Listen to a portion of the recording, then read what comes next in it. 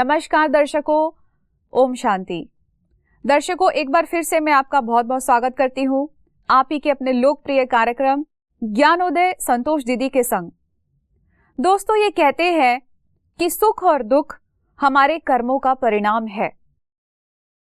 आज के इस एपिसोड में हम ये जानेंगे कि कौन से कर्म हमें सुख देते हैं और कौन से कर्म हमें दुख देते हैं। हमारे जीवन के अंदर कर्म करते हुए हमें कौन सी सोच अपनानी चाहिए, क्या हमारे मन में भाव होने चाहिए, आज इसी विषय को लेकर के हम चर्चा करेंगे। हमारे बीच में मौजूद है हर बार की तरह आदरणीय संतोष दीदी जी। दीदी, आज फिर से आपका मैं बहुत बहुत स्वागत करती हूँ। ओम शांति। ओम शांति। दीदी, आज मैं बात करूंगी सुख और दुख के बारे में। संसार में ये कहा जाता है कि जिसके पास सब कुछ है वो सुखी है, जिसके पास कुछ नहीं है वो दुखी है। लेकिन कई बार ऐसा देखा गया है कि आज के टाइम में मेजॉरिटी ये देखा गया है कि लोगों के पास सब कुछ है, सब कुछ, लेकिन फिर भी दुखी है, और जिसके पास थोड़ा बहुत है, थोड़े में ही गुजारा कर रहा है, वो सुखी है।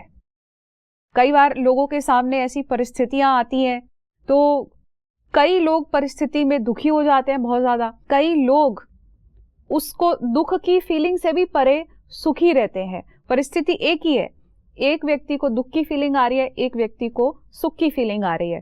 तो बड़ा फिर कई बार कंफ्यूजन हो जाती है कि आखिर फिर सुख और दुख का संबंध किसके साथ है।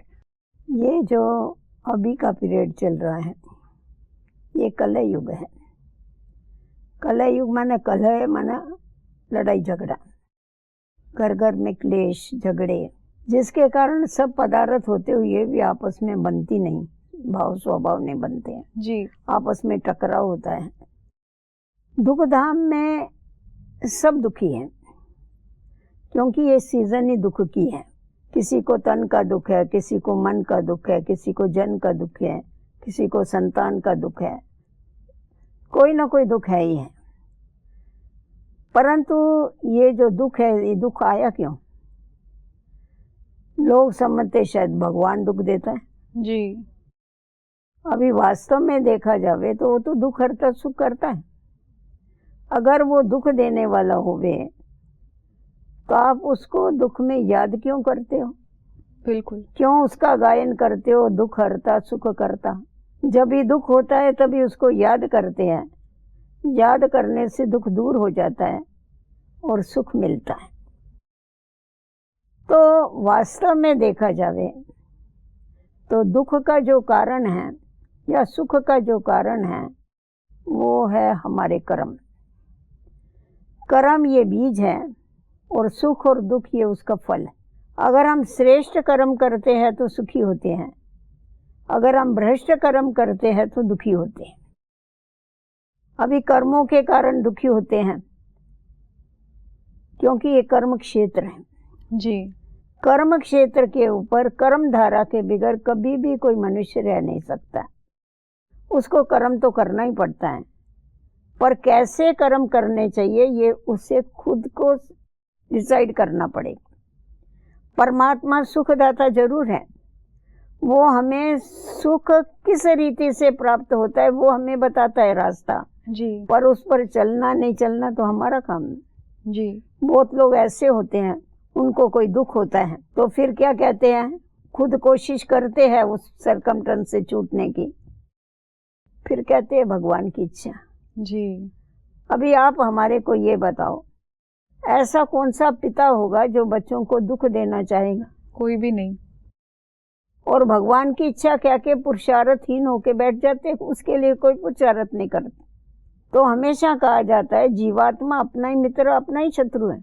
आप खुद के मित्र बनिए, कर्मों की गहन गति को जानिए, खुद को पहचानिए। अभी क्या होता है, मनुष्य किसी कारण से दुखी हुआ, अब वो जो कारण है वो कारण ठीक हो गया, परंतु मनुष्य उस कारण को सदा याद करता रहता है जी। याद कर कर के पहले आप ये तो देखो, पहले वो जो हमारा समय है वो दुख में गया, सरकमस्टेंस ऐसे थे तो वो दुख में गया, और अभी उस दुख का वापस अपने समय को बर्बाद कर रहे, अपने जीवन को बर्बाद कर रहे उसको याद कर कर। जी अच्छी बातें याद करिए ना, दुख की बातें क्यों याद करते हैं? मनुष्य इसीलिए ज्यादा दुखी है। जी जी जी जी उसको दुख होता थोड़ा है, परंतु घड़ी घड़ी उसको घिस घिस के याद कर कर के कहा जाता है सिमर सिमर सुख पाओ, और ये तो सिमर सिमर दुख पाते। जी जी जी जी बिल्कुल। दुख की बातें याद कर कर के दुखी होते रहते हैं। फलाने ने मेरे साथ ऐसा किया था, उसने ये व्यवहार किया था, अरे सब कुछ पूरा हो गया, अभी काहे को बैठ के तुम याद कर रहे हैं? जी जी जी जी जी बिल्कुल बिल्कुल। तो ये सुख या दुख कोई किसी को देता नहीं है, ऐसी चीज नहीं मैं आपको उठा के दे दूं। ये मेरे कर्मों का फल है, इसीलिए मुझे कर्मों को श्रेष्ठ बनाने की आवश्यकता है। जी जी, ये कहते भी है कि यदि हमारे जीवन में खुशियां आई हैं, सुख आया है, तो इसका मतलब आपको अपने अच्छे कर्मों का फल मिल रहा है। लेकिन यदि दुख आया है तो इसका मतलब ये है कि अच्छे कर्म करने का वक्त आ गया है, ये कहा जाता है। इसमें एक बात और आती है, ये लोग कहते हैं और हमने सुना भी है कि जब से सृष्टि शुरू हुई है दुख सुख दोनों इकट्ठे चलते आ रहे हैं। तो कई बार मन में आता है, अच्छा दुख और सुख इकट्ठे चलते आ रहे हैं और लोग सुख से ज्यादा तो आज के टाइम में दुखी बहुत ज्यादा है, तो उस सुख का फायदा ही क्या हुआ? तो ऐसे में फिर प्रश्न आता है, क्या ये यूं ही चलता रहेगा, यूं ही दुखी होते रहेंगे हम लोग? देखो ऐसा है बहन, जब भी रात होती है तभी दिन नहीं होता है, जब दिन होता है तभी रात नहीं होती। सूर्य उदय होता है तो अंधेरा आप ही दूर हो जाता है। तो लोगों को सृष्टि चक्र का ज्ञान न होने के कारण वो ऐसा बोलते हैं। जी। एक तरफ आप देखेंगे तो ग्रंथों में लिखा हुआ भी है, सतयुग त्रेता को ब्रह्मा का दिन कहा जाता है, द्वापर कलयुग को ब्रह्मा की रात कहा जाता है। रात माना जहाँ ठोकरें खानी पड़ती है, जहाँ अज्ञान का अंधकार चारों तरफ फैला हुआ है। सतयुग में तो सुख ही सुख होता है, वहाँ दुख का नामो निशान नहीं होता है। जी। क्योंकि दुख का कारण हमारे मनोविकार हैं। तो देवताओं में देवताएं संपूर्ण निर्विकारी है।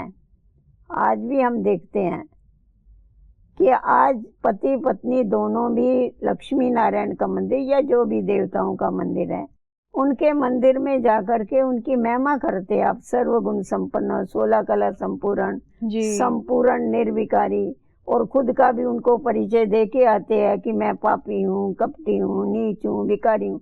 आप किसी को भिखारी कहो तो थप्पड़ मार देगा जी। परंतु खुद कबूल करते अपने पाप उन मूर्तियों के आगे जाकर। जी, जी, जी। अभी देखो वो भी युगल है, कपल है, और ये भी कपल उनके आगे जाते हैं, पर इन दोनों में अंतर क्या है?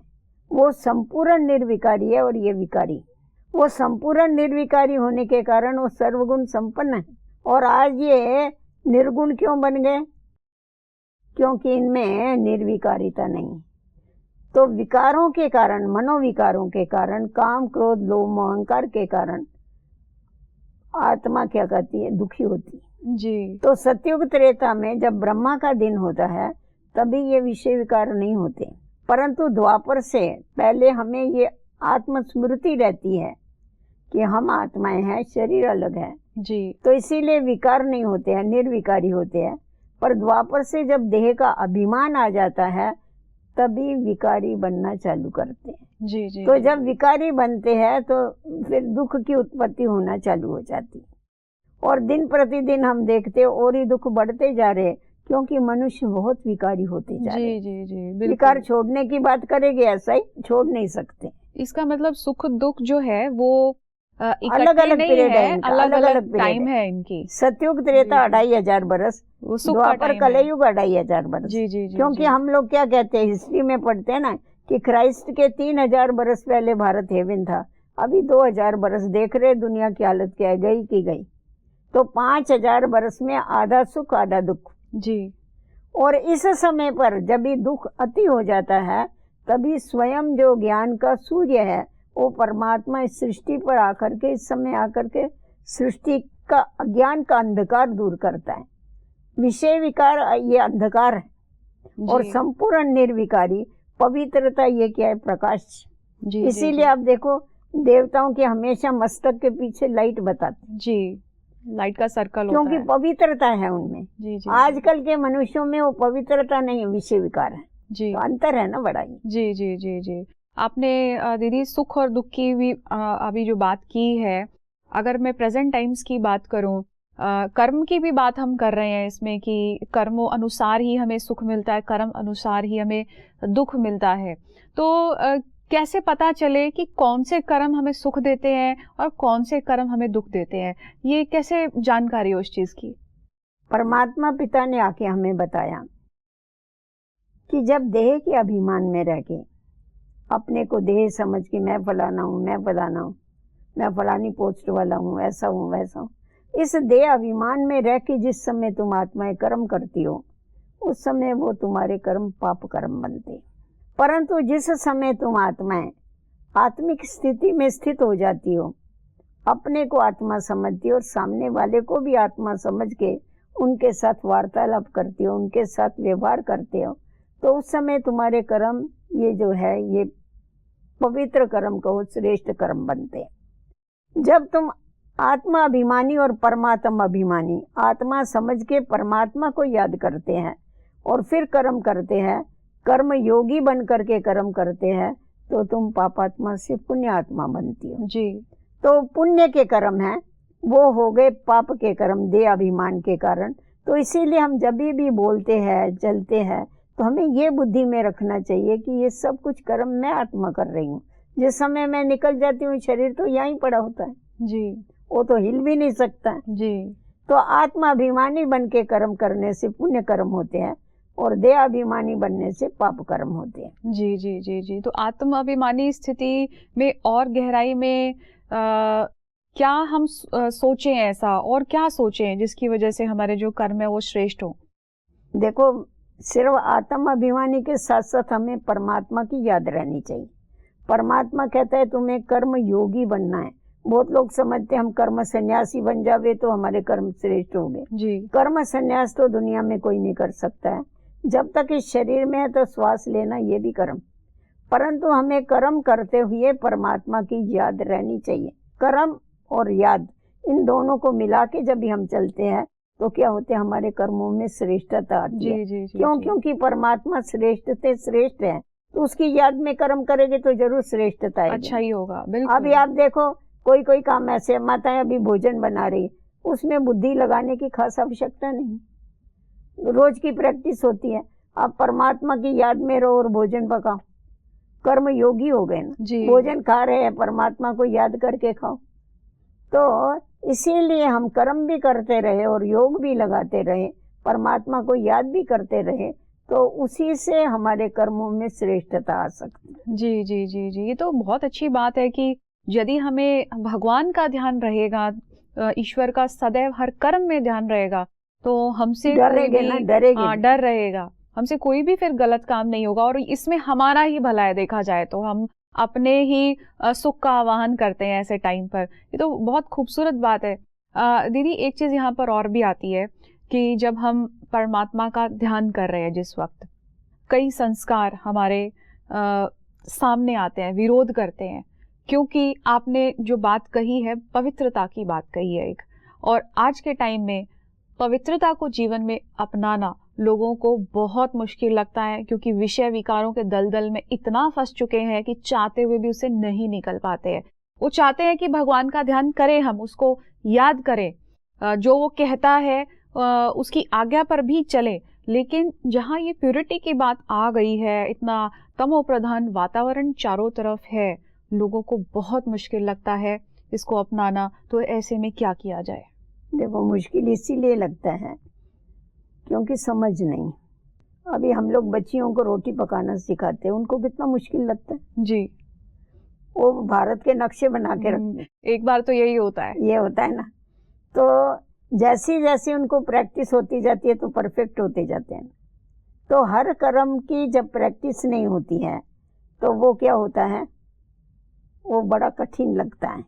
तो इसीलिए जो आध्यात्मिक ज्ञान, इसमें आध्यात्मिक ज्ञान चाहिए और योग चाहिए।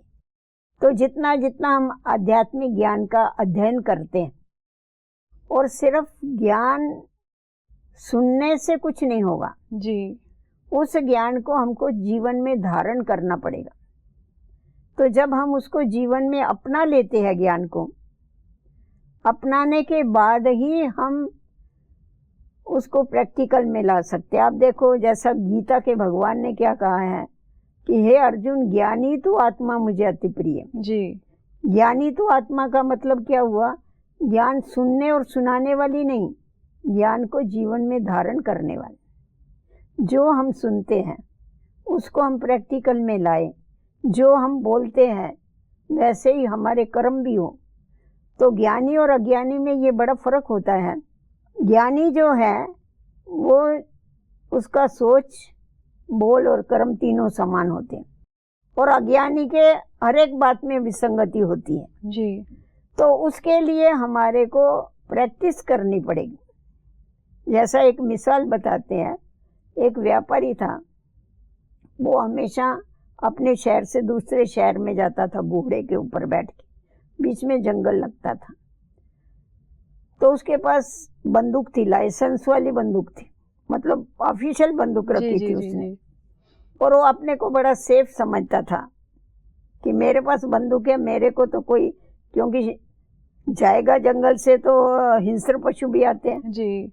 तो उसको ऐसा था कि मेरे को तो कोई रोक नहीं सकता, मतलब मेरे को कोई तकलीफ नहीं दे सकता जबकि मेरे पास बंदूक है जी। तो वो जाता था। तो एक दिन क्या हो गया, अचानक उसके सामने शेर आ गया। शेर को देख के घोड़ा जरा बेचारा डर गया, वो खड़ा हो गया। घोड़ा खड़ा हो गया और ये जो व्यापारी है वो ये उससे भी ज्यादा डर के घोड़े से नीचे गिर गया। अभी इसने बंदूक तो रखी थी पर बंदूक चलाना कैसा ये ना सीखा था, ना कभी प्रैक्टिस की थी, तो शेर उसको फाड़ के खा गया जी। तो आज मनुष्य का यही होता है, अच्छी बातें सुन लेते हैं, ज्ञान की बातें सुन लेते हैं, परंतु उसको जीवन में धारण नहीं करते हैं, उसके ऊपर प्रैक्टिस नहीं करते हैं, जिसके कारण क्या होता है, अगर खराब सरकमस्टेंस आते हैं तो शस्त्र फेंक देते, जी जी जी, डर जाते हैं जी। तो इसीलिए हम जो भी ज्ञान सुनते हैं, तो परमात्मा जो कहता है कि मुझे ज्ञानी तो आत्माएं पसंद है, तो हम जितना जितना ज्ञान को जीवन में लाते रहते हैं तो क्या होता है, उससे हम परफेक्ट बनते जाते हैं। जी जी जी। आज देखो आपके पास ज्ञाने कपाट में रखे हुए हैं, उन ज्ञानों की क्या वैल्यू? आप पहनेंगे तो आपकी शोभा भी बढ़ेगी, उसकी भी वैल्यू होगी जी। तो उसी प्रकार जो ज्ञान के गहने हैं, आभूषण है, ज्ञान को आभूषण कहा जाता है। जी। अगर उस आभूषण को हम प्रैक्टिकल में लाते हैं, कर्मों में लाते हैं, तो हमारी शोभा बढ़ती है जी। उससे हमारे को सुख मिलता है और दूसरों को भी सुख मिलता है। दीदी एक चीज यहाँ पर आ रही है कि मान लीजिए सुख और दुख का आपने भेद जो बताया कि कर्म के अनुसार ही सुख और दुख प्राप्त होता है, ये बात मुझे समझ में भी आ गई है। लेकिन अब मान लीजिए मैं एक दुख के फेज को क्रॉस कर रही हूँ, अब मुझे ये भी पता है कि कर्म गति मेरे सामने आ रही है, तो दुख की उस घड़ी को मैं किस तरीके से सामना करूं ताकि वो सुख में तब्दील हो जाए? देखो ऐसा है, अगर दुख की कोई घड़ी है तो उस समय हमें दुख हरता सुख हरता की याद चाहिए। कठिन होता है उस समय, जरा प्रैक्टिस नहीं होती, तभी तो प्रैक्टिस की बात मैंने आपको बताई। तो जितना जितना आप याद करेगी उसको, जो भी दुख है हमारे कर्मों के कारण आया है ना, हमने उल्टे कर्म किए इसीलिए तो दुख आया ना जी। तो उसके लिए पाप कर्मों के बदले हमको पुण्य कर्म करने पड़ेंगे। तो हम जितने जितने अच्छे कार्य करेंगे, पुण्य कर्म करेंगे, उतना उतना क्या हो जाएगा, वो हमारा खाता चुकतू होता जाएगा, दुख हल्का हो जाएगा। दुख हल्का हो जाएगा जी। और हम जितना जितना दुख हरता सुख हरता की याद में रहेंगे तो हमारे को उससे शक्ति मिलेगी, फेस करने की शक्ति मिलेगी। जी जी जी। वो सर्वशक्तिवान है ना, तो हम उसके आगे हमारा प्रॉब्लम रख देते हैं, हमारे आगे ये प्रॉब्लम है जी। वो हमारा बाप है, हम पिता के आगे अपना प्रॉब्लम रखते, वो बोलता है तुम मेरे समर्पण हो जाओ, मैं आप ही ठीक कर दूंगा। जी जी जी जी। तो हम जब उसके आगे सरेंडर हो जाते हैं तो वो आप ही हमारे को मदद करता है, उस बात को ठीक कर देता है। जी जी जी। तो समय निकल जाता है। फिर पर कंडीशन ये है कि हमें सीखना होगा उन चीजों से। सीखेंगे नहीं जब तक तो कुछ नहीं होने वाला, परमात्मा भी सिर्फ मदद नहीं सीख देगा। के भी नहीं होगा, उसकी प्रैक्टिस करनी पड़ेगी। जी जी जी जी जी। तो जितनी प्रैक्टिस करेगी उतना आपको फायदा होगा उससे। ऐसे फेज के अंदर हमें विशेष कौन सी पावर्स चाहिए ताकि हम ऐसी परिस्थितियों का सामना कर सके? भगवान की याद तो है ही है, लेकिन स्वयं में ऐसी और कौन सी पावर होनी आपको चाहिए? खुद ही पावर बोल रहे हैं, सामना करने की पावर चाहिए। जी, सामना फेस करने की पावर चाहिए। जी तो पावर हाउस से ही मिलेगी वो तो, इधर उधर से तो नहीं मिलेगी। जी। आज आप देखो ये बल्ब जल रहा है, इसका मेन पावर हाउस से कनेक्शन है ना, मेन स्विच से कनेक्शन है। अगर बीच में से कनेक्शन टूट जाता है तो क्या होता है? लाइट चली जाएगी। लाइट चली जाएगी ना। तो उसी प्रकार हमारा बुद्धि का योग जो है, कनेक्शन है, अगर मेन जो पावर हाउस है सर्वशक्तिवान उसके साथ लगा रहता है तो हमारे पास पावर आती रहती है। जी। तो उसमें हमारे को सब शक्तियां मिलती है।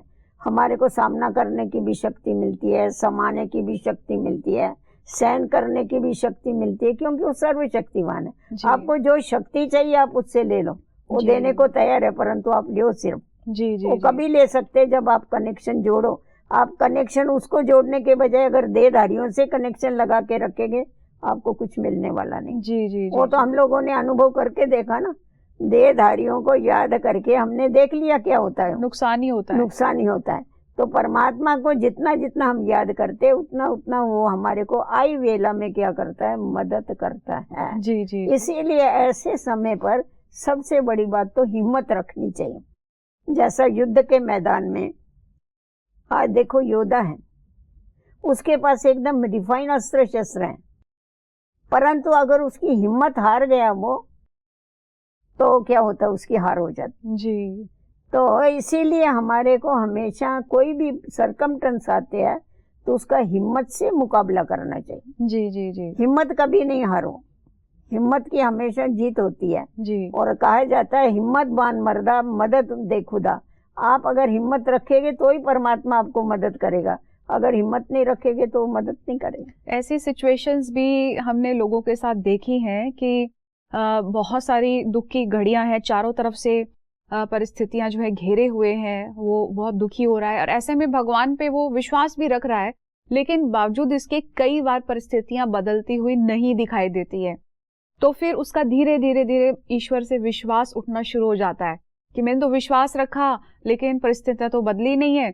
उसका जो फेथ है ईश्वर पे, गॉड पर, वो धीरे धीरे खत्म होना शुरू हो जाता है और उसको उस चीज का ज्यादा दुख होना शुरू हो जाता है कि भगवान मेरी मदद नहीं कर रहा। परिस्थिति तो छोड़िए, लेकिन ऐसे में उसको ये चीज ज्यादा तकलीफ देती है कि भगवान तो मेरी मदद ही नहीं कर रहा है, मैंने तो उस पर विश्वास रखा लेकिन फिर भी हालात बदले ही नहीं है। तो अब ये सोच किस प्रकार ठीक की जाए? देखो ऐसा है बहन, अगर हमारा सच्चे दिल का उससे प्यार है और सचमुच हमने उसका साथ पकड़ा हुआ है तो वो हमको जरूर मदद करेगा। नहीं करेगा ऐसा हो नहीं सकता है, परंतु हमारा जो निश्चय वो डगमग हो रहा है, पता नहीं मदद देगा या नहीं देगा, क्या करेगा। वो मदद देगा। कहा जाता है ईश्वर के घर में देर है परंतु अंधेर नहीं। तो हमारे को वेट एंड सी तो करना पड़ेगा। हम समझते परिस्थिति आई वो तुरंत हमको मदद करे, तुरंत मदद नहीं करेगा। पहले तुम्हारी परीक्षा लेगा कि तुम कितने पानी में हो, उसके बाद तुम्हारे को मदद करेगा। तो इसीलिए थोड़ा अगर धीरज रखेंगे और इतना कच्चा हमारा निश्चय है, अगर थोड़ी मदद नहीं मिली तो हमारा विश्वास उस पर से निकल गया। ये कौन सा विश्वास हुआ? फिर तो निश्चय नहीं बोला जाएगा। तो इसको निश्चय कैसा कहेंगे? अब निश्चय तो फेल हो गया उसमें। आज किसी भी व्यक्ति के ऊपर, समय के ऊपर समझो, वो हमेशा मेरे को मदद करता है और कभी वो मदद नहीं किया, उसने किसी कारण से मेरे को मदद नहीं किया, तो मैं उसको रिजेक्ट कर डालूं? नहीं, ऐसा नहीं कि नहीं अभी मेरा ये तो मेरा तेरे से फेथ ही निकल गया। अरे तेरे को सारा जन्म मैंने मदद किया, एक बार ही नहीं किया तो समझने की तो कोशिश कर। इसमें हमारा कोई भला होगा तो इसमें भी भला होगा। तो ये थोड़ा धीरज तो रखना पड़ता है उसके ऊपर, और ही विश्वास हमको पक्का हो जाना चाहिए। तू मेरे को मदद नहीं करेगा तो किसको करेगा? समझा दीदी? आज इतनी अच्छी ज्ञान की बातें चल रही है, दिल तो करता है कि हम डिस्कस करते रहे, पर समय की मर्यादा है। तो दीदी, आज कर्म गति किस तरीके से काम करती है, सुख दुख किस प्रकार से हमारे जीवन में आता है, कौन से कर्म जिम्मेवार होते हैं हमारे जो सुख की फीलिंग कराते हैं, दुख की फीलिंग कराते हैं। तो दीदी, इस डिस्कशन करने के लिए मैं आपका तहे दिल से शुक्रिया अदा करती हूँ। ओम शांति। ओम शांति। तो दर्शकों, आज के इस एपिसोड में हमने ये जाना कि कर्म की गति किस तरीके से काम करती है, सुख और दुख हमारे जीवन में किस प्रकार आता है। यदि हम आत्मिक भाव में रह करके कर्म करते हैं और ईश्वर की याद में रह करके कर्म करते हैं, तो वो कर्म सदा श्रेष्ठ होते हैं और उसका फल सुख हमें प्राप्त होता है। और इसके विपरीत यदि हम बॉडी कॉन्शियस में आकर के कर्म करते हैं, विषय विकारों के वशीभूत होकर के कोई भी कर्म करते हैं, तो वास्तव में यही हमारे दुख का कारण बनते हैं। तो इसलिए इस कर्म फिलॉसफी को समझते हुए हमें अपने कर्म को ठीक करने की बहुत आवश्यकता है। और जीवन में यदि कोई दुख की घड़ी आती भी है, तो सबसे पहले हमें सीख लेनी चाहिए कि अब हमें अपने पुण्य कर्म का खाता बढ़ाना है और साथ ही ऐसी परिस्थितियों का मुकाबला ईश्वर के साथ और सामना करने की शक्ति, धैर्यता की शक्ति के साथ हमको करना है। तो दर्शकों, आज का ये एपिसोड हम यही समाप्त करते हैं। अगले एपिसोड में हम फिर हाजिर होंगे एक नए विषय को लेकर के। तब तक के लिए दीजिए इजाजत। नमस्कार। ओम शांति।